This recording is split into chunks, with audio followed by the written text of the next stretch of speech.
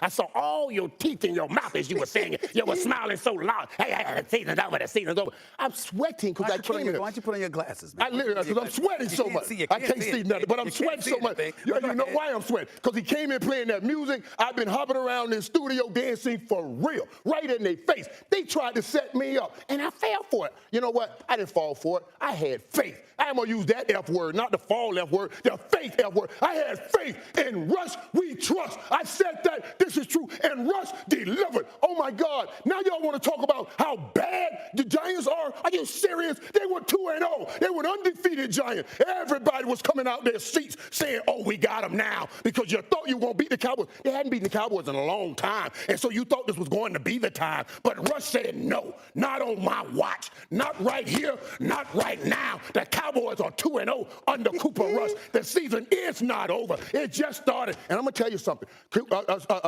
Key, it takes something special to get to a team, for a team to get to a Super Bowl. You got to have a special unit somewhere on your team, a very, very special unit. We remember the Ravens with that special defense. We remember the greatest show on turf with that special offense. And what you're looking at on that defensive line is something finger-licking good special. That's what I'm talking about. All five, they just be coming rushing and just getting to the quarterback. It's finger-licking good special, and we can get somewhere with that. I'm going to tell you this, too. I have been hurt, King, because I have been having to tell the truth about how great Philadelphia look. And they do look great. And I said there is no chance. But with that finger-licking pass rush, we do got a chance. We'll get a chance to get to Philly because we got that finger-licking pass rush that is so good, and a pass rush can stop everything. Now, we should talk about C.D. Lamb. Did you know the number 8 stands for new beginning? That's why 88 is so special. God knows I needed so many new beginnings, and 88s can take a new beginning. The Bible talks about men like this. They call them mighty men of valor. You might mess up, but you will do everything you have to do to make your mess up right, and that's what C.D. Lamb did last night. He did everything he needed to do to make his mess up right. Yes, I dropped a big pass, but I came back, and I had a C.D. Lamb drive. You want to talk about a playmaker? That's a playmaker. He made the plays, and then the one-handed stab for the grab of the touchdown on the go-ahead. It's what playmakers do. It's what 88 do. C.D. Lamb, I had everybody calling me and texting me, kick him out the club, kick him out the club. I said, just hold on. Just wait a minute and give him a little bit of time. And when you gave him a little bit of time, he came through. I'm going to be quiet. Maybe I've overtalked, and maybe I've overextended my welcome. I may not ever be back again, but I got in what I needed to get in. So I'm going to just woosah. You talked for 11 minutes straight. Oh, my gosh. Amen to everything you just said, Playmaker. Amen to that. Amen to it, Playmaker. Oh, man. Well, Stephen A. I feel like we should just all go home now. We got a shot. We got a shot. Absolutely. Can I say this? Can I say this? Go right ahead. It's your show. It's annoying as that rich. Imagine yourself somewhere else other than where you're at. I've been in places where this has come on, like out and about in my younger days, out and about when this has come on, all of a sudden, the tab done grew. Yeah. Right? Who ordered these 10 bottles? The sparklers come out. I was like, what the hell? Because you get to, this bartender sees people getting ready to leave. Throw it on. Throw the song on, right? Throw it on. Yeah. You know, there's always that one, the one waitress too. Oh, Mr. Johnson, these are discounted for you. Would you like 5, 6, Man, if 7? I told you one of them stories, we'll talk about that off the air. So, Max. Hey, listen, Keyshawn J. Willimax, ESPN Radio, the ESPN app, ESPNU. We're presented by Progressive Insurance. And by the way, you can call us 888-SAY-ESPN. That's the Dr. Pepper call-in line, 888-729-3776. But really, we're talking about the Cowboys. Really, the question is, given how Cooper Rush is playing, should Dak be in a rush? To get back at this point. There's no rush. Here's Jerry Jones, Cowboys owner and GM on 105.3 The Fan.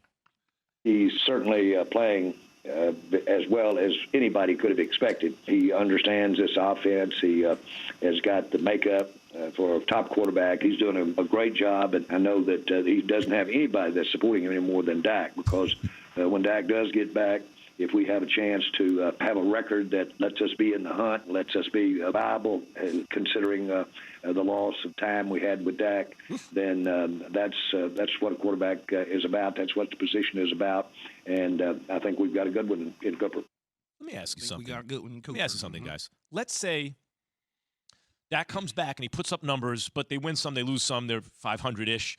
And at some point he misses another game or two. Cooper Rush comes in again, plays very well. at some point, You mean like later on in the season? yeah, Okay. at some point, or even like what happened with the Eagles with Carson Wentz and Nick Foles, right? More like a scenario if they're like in a playoff push. Sure. He gets hurt, a pivotal game, Cooper Rush comes And back, wins the in game. a couple games in the Okay. playoffs even. Yeah. At a certain point, does Dak become Expendable? a commodity? Because there'd be a thriving market for him. As a playmaker would say, you got to follow the money. Got to follow the money. Yeah, but a lot of teams, that deal he signed is not such a rich deal anymore. That's actually a little team-friendly for a top quarterback. A lot of teams would be interested in Dak Prescott at that number. $40+ million is not team friendly. But it's not like it's not a break the bank. It's not a break monopoly. If you think Dak could win you a Super Bowl, then another team that needs a quarterback, then looking at his contract, it's not a Deshaun Watson contract. But he's not Deshaun Watson. going anywhere next year. Nothing could happen. They got to pay him. He got guaranteed money. Yeah. On the books. Here's the pressure point, though, and when you start going there, I had already started thinking about this during the break, is if Cooper Rush beats Washington, which if you're a betting person, you're probably going to bet that he beats Washington. Sure. Dak Prescott comes back against the Rams and he loses. That doesn't, even though you probably think Cooper Rush would lose, if Dak Prescott loses to the Rams and then loses to Philly, now all of a sudden people start to say, well, we were winning with Cooper Rush. What the hell are we doing? Lesser So a lot of the competition, but stress- still, yeah. A lot of the stress and the pressure is on Dak Prescott whenever he comes back. Because if you got a guy who's winning, we see it all the time. You have to make some tough choices and decisions. And I remember, and this is not the same as no damn Tom Brady. I get it. But Drew Bledsoe was the star quarterback in New England. Had an arm and everything. Had a big old strong, the whole thing. Mo Lewis knocks, the story, knocks Bledsoe out. Brady comes, and he's just handing the ball off Willie McGinnis and company or attacking it, and they're winning, and Teddy Bruschi and everybody, and they just winning and winning and winning and winning and winning.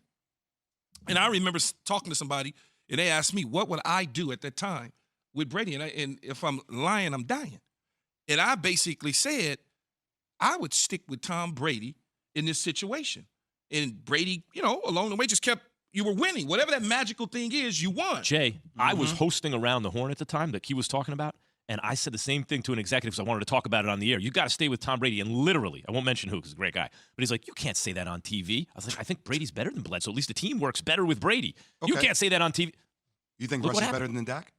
I think that the team is functioning very well with him at quarterback. So right now, if I'm Dak, I'm looking at the situation, probably going to beat the Commanders. Next up, the Rams and that defense, that front seven. Let's see how you do. Even if you win, if I'm Dak, I come back during the Eagles game. That's a primetime game, right? But look at the next couple games after that: Lions, Bears. To me, like those are more. And granted, the Lions are playing a lot better, but those are games that seems more like, all right, work yourself into it a little bit more than coming back during a primetime game like the Eagles for your first game back after coming off surgery. Did you say wook yourself into it? No, work yourself. Oh, okay. I didn't hear the R. Wook. I thought you said wook. What is it, Star Wars? Yeah, wook Wookiee? yourself into it. Yeah, the Cowboys got some decisions to make.